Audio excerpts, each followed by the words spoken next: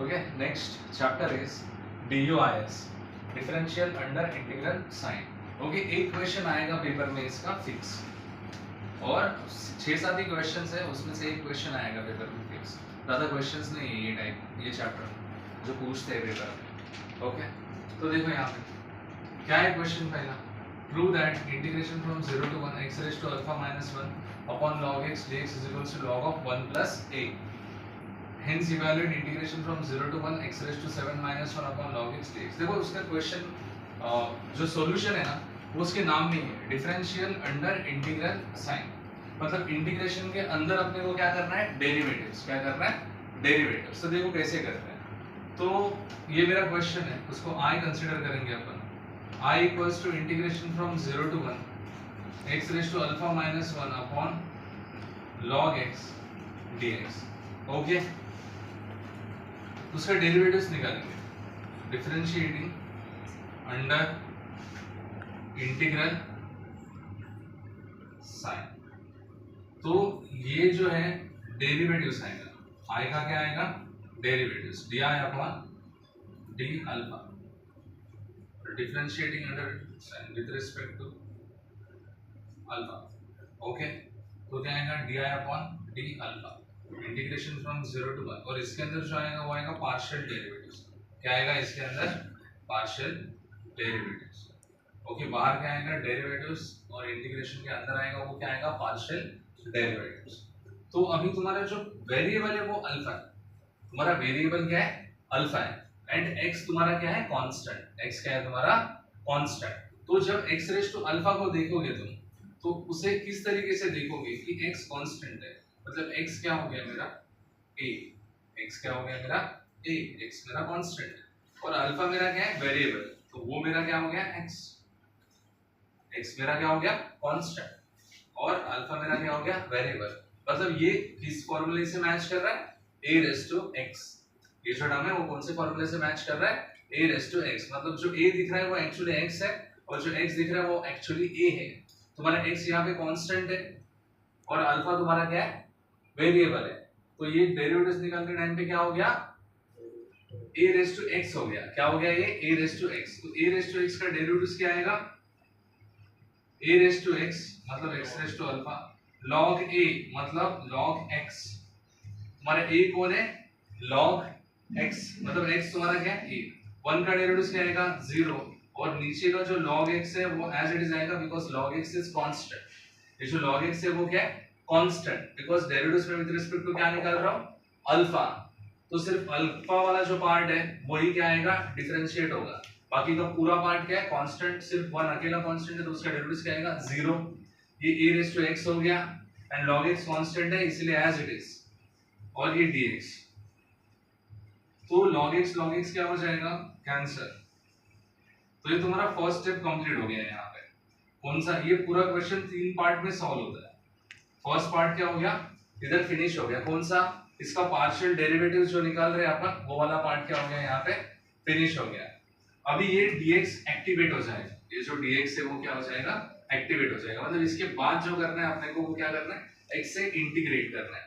x से क्या करना है, इंटीग्रेट. देखो सबसे पहले जो कांस्टेंट दिया रहता है ना, उससे क्या करना होता है, डिफरेंशिएट करना होता है. ओके, तो कांस्टेंट क्या दिया है, अल्फा. ये जो नाम है कांस्टेंट कौन है, अल्फा.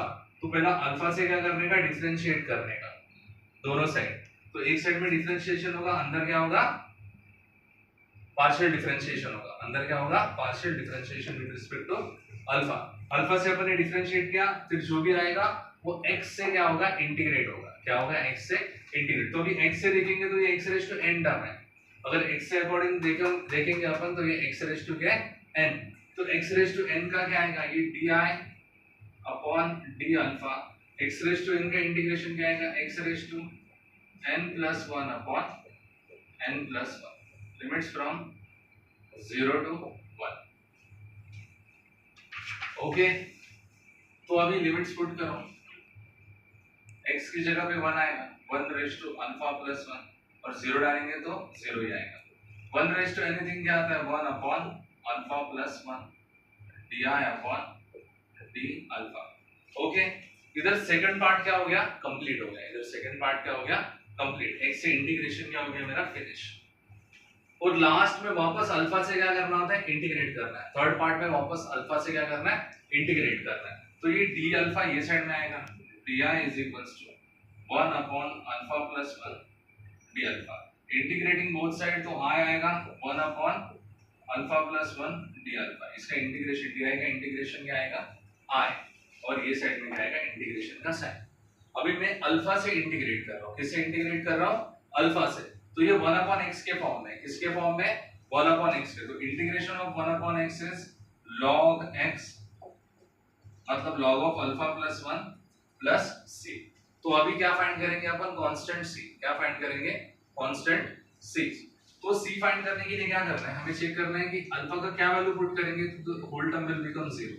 ये होल टर्म 0 होने के लिए अल्फा का क्या वैल्यू यूज करना है। तो अल्फा अगर मैंने 0 डाला तो x रेज़ टू 0 क्या आता है, 1, एंड 1 माइनस 1 क्या हो जाता है, 0।